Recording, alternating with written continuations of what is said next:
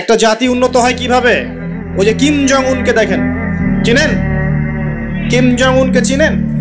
কোথাকার প্রেসিডেন্ট। তার দেশের মানুষ খাবার খেতে পারে না, আর সে মিসাইল বানায় বসে বসে।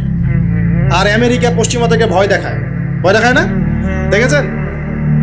ওর ওই উত্তর কোরিয়া হামলা চালাতে হলে 100 বার চিন্তা করতে হবে পশ্চিমাদেরকে।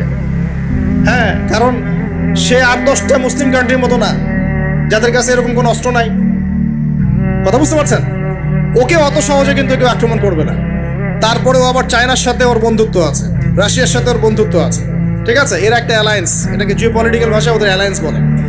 তো ওরা শক্তিশালী হলো কিভাবে? শুধুমাত্র ফাইন্যান্স দিয়ে না, এখানে পলিটিক্যাল ভিত্তি শক্ত, অস্ত্র শস্ত্র তাদের আছে। এখন বহির্বিশ্বের শত্রুরা ওদের দিকে চোখ তুলতে পারছে না, এত সহজ না।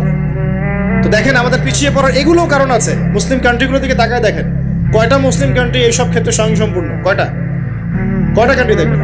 হ্যাঁ, বিশ্বকাপ আয়োজন করে বেড়াচ্ছে, বিশ্বকাপ ফুটবল আয়োজন করে বেড়াচ্ছে। পাশে ইয়েমেন, সিরিয়ার মানুষ না খেয়ে মরে যায়, দেখার সুযোগ নেই। কি করছে? ওইখানে বেস ক্যাম্প দিয়ে রেখেছে পশ্চিমাদের জন্য, ওখানে বেস ক্যাম্প ঘাঁটি দিয়ে রেখেছে পশ্চিমাদের জন্য। এবং বহু মুসলিম কান্ট্রি যারা মানে আমাদের কাছে এখন আইডল হয়ে বসে আছে, ভিতরে ভিতরে ইহুদি খ্রিস্টানদের সাথে বন্ধুত্ব করে বসে আছে। তারা উঠতে বললে ওঠে, তারা বসতে বললে বসে, ওদের ইশারায় কাজ করে কি না? জিও পলিটিক্যাল ভিত্তি দুর্বল, ইকোনমিক ভিত্তি দুর্বল, ফাইন্যান্স দুর্বল, আর আমরা আধ্যাত্মিক অত্যন্ত দুর্বলই। সব মিলিয়ে এই যে 100 বছরে আমরা পিছিয়ে পড়লাম, এখানে 100টা কারণ খুঁজে বের করা যাবে, এত কারণ বলার সময় নেই। এখন প্রসঙ্গে আসেন, এভাবেই কি চলতে থাকবে না উত্তরণের কোনো পথ আছে? আমরা কি চাই যে আমরা সে আবার ওই ইসলামের সোনালী যুগে ফিরতে পারি? আমরা তো মনে হয় চাই না যে আবার ইসলাম ফিরে আসুক পরিপূর্ণরূপে।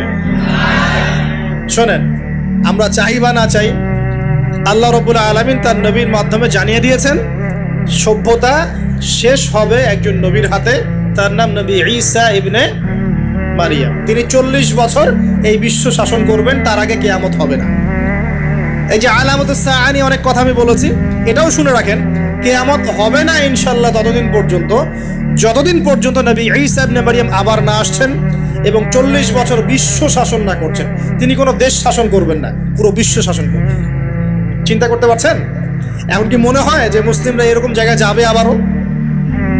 আসলে কিন্তু বাইরের চোখ দিয়ে মনে হয় না, কিন্তু সত্যি কথা কি, ইতিহাস এভাবেই টার্ন করবে। কিভাবে করবে, কার মাধ্যমে করবে, আল্লাহ পাক জানেন, আমরা জানি না।